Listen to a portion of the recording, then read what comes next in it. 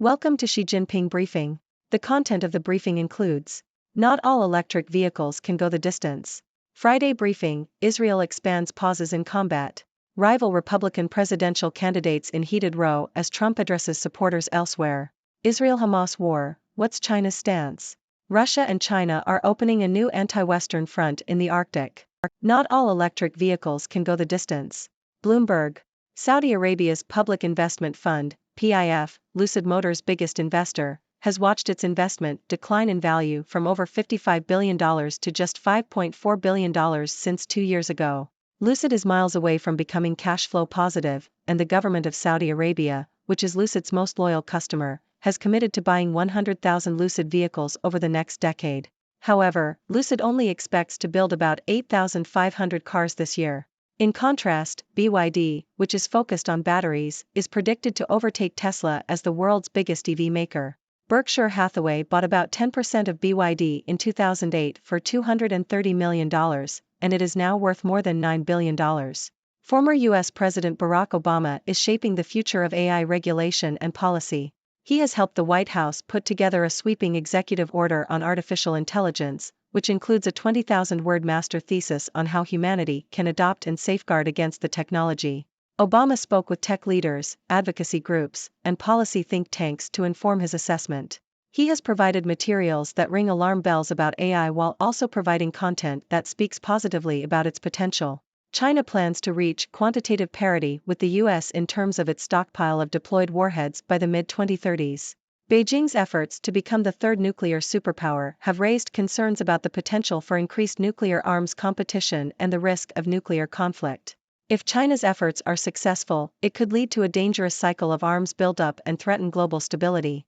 Experts warn that this could drain the economy and potentially lead to the near erasure of human civilization. Friday briefing, Israel expands pauses in combat. New York Times. Israel has agreed to put in place regular daily 4-hour pauses in its unrelenting assault on Hamas in selected areas of northern Gaza to allow civilians to flee, a White House spokesman said. The agreement is the culmination of days of pressure from President Biden as the casualty toll in Gaza mounts. A senior administration official told Congress that casualties in Gaza might be even higher than are being cited, and the WHO said that disease was surging. The agreement expands on what Israel has been doing in recent days. Its forces have allowed people to evacuate northern Gaza for several hours at a time along a single corridor south. The White House spokesman said that a second corridor would be opened and that the daily pauses would be institutionalized to include advance notice of at least 3 hours. I've asked for a pause longer than 3 days, Biden said. But he has not joined the calls by some in his party and around the world for a full ceasefire, reasoning that Israel has a legitimate interest in destroying Hamas after its October 7 terrorist attack killed more than 1,400 people. He ruled out the prospect of a ceasefire again yesterday, saying, "None. No possibility." Rival Republican presidential candidates in heated row as Trump addresses supporters elsewhere. Telegraph. Nikki Haley, the former UN ambassador, and Vivek Ramaswamy, a wealthy entrepreneur, clashed during the third Republican presidential debate. Haley accused Ramaswamy of being dangerous and scum after he made slurs against her daughter. The exchange led to a backlash from leading conservative figures, with Trump's former White House communications director saying women everywhere would be supporting Haley. Israel-Hamas war, what's China's stance? Deutsche Welle. China's role in the Israeli-Palestinian conflict has historically been complex and multifaceted. While China views Israel primarily as a trading partner and has established strong economic ties with the country, it has also maintained political and diplomatic relations with the Palestinians. China has criticized Israel's actions in the conflict, describing them as disproportionate and advocating for a two-state solution based on the 1967 border demarcation. China has strong political ties with the Palestinian Authority and has signed a comprehensive strategic partnership with Palestine. However, China's stance on the conflict is influenced by its geopolitical rivalry with the U.S., which has a close alliance with Israel. China has called on the U.S. to put aside its self-interests and geopolitical considerations and work towards peace. China has also positioned itself as a mediator in the conflict, working closely with Russia to de-escalate tensions. However, China's credibility as a mediator is limited, and it is unlikely to achieve a significant breakthrough in the Israeli-Palestinian conflict. Russia and China are opening a new anti-Western front in the Arctic. Financial Times. The Arctic region is becoming increasingly contested, with Russia asserting its military and economic dominance and China becoming more involved. China has invested $90 billion in Russian Arctic projects and has signed agreements with Russia to cooperate on the Northern Sea route. Russia controls the region's ports and offers traffic permits and icebreaker assistance to foreign ships, while China operates transport and logistics groups in the area. The recent incidents in the Baltic Sea involving the Estonian-Finnish Baltic Connector pipeline and undersea cables have raised concerns about potential hostile activities between China and Russia. Xi Jinping wants China to have better toilets. Economist. China's Toilet Revolution campaign, launched in 2015 by President Xi Jinping, is struggling to meet its objectives due to poor implementation and financial constraints.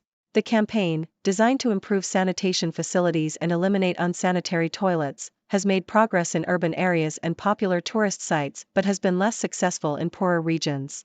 Many officials are rushing to implement the campaign without ensuring the quality of the facilities, and local governments often struggle to fund the projects. In some cases, government funds earmarked for toilet improvements have been diverted to other purposes, such as education, healthcare, and housing. Additionally, the central government leaves local governments to pick up the majority of the funding, leading to corner-cutting and substandard facilities in less wealthy regions. Inadequate education and training for villagers, who are often elderly, has also hindered the campaign.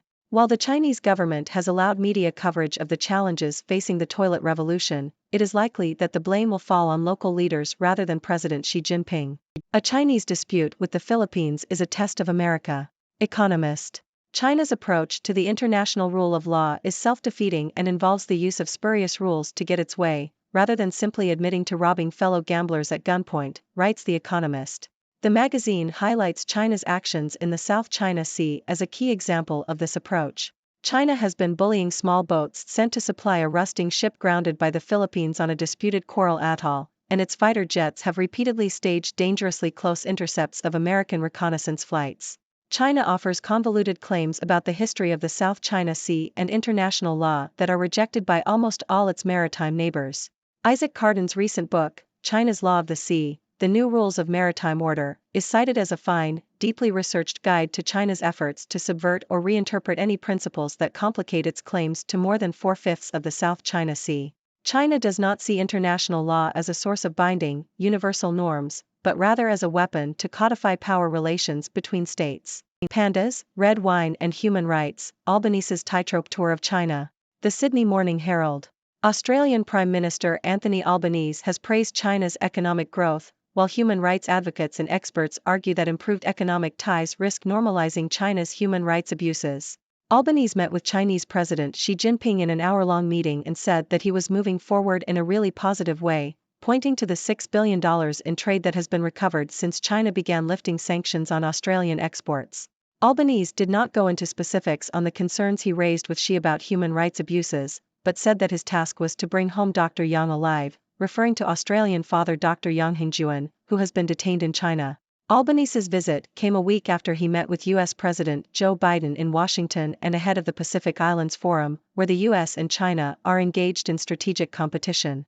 Huge differences between U.S. China must not impede dialogue, WTO official. South China Morning Post. The supply chains between China and the United States are more closely intertwined than some previously realized, and high-level communication needs to be strengthened to mitigate conflict and give businesses more certainty and liberty, a World Trade Organization official warned on Thursday.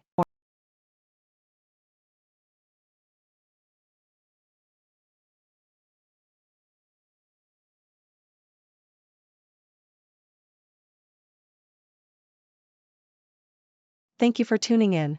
The content above showcases the latest briefing reports and analytical synopses, thoughtfully curated by the 6Do team.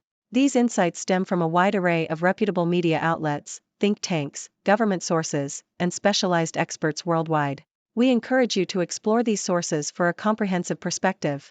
Keep in mind that while the content may not always align with the official standpoint of 6Do Brief, it's not meant to be taken as absolute directives for decision-making. Comprising seasoned media professionals, learned scholars, and accomplished scientists, the 6Do team embodies a trailblazing, fully independent media entity. To customize 6Do Brief to meet your professional needs, you have the option to subscribe to a diverse array of briefings on our website, 6dobrief.com. Regardless of your location, you can conveniently receive 6 Do brief via email.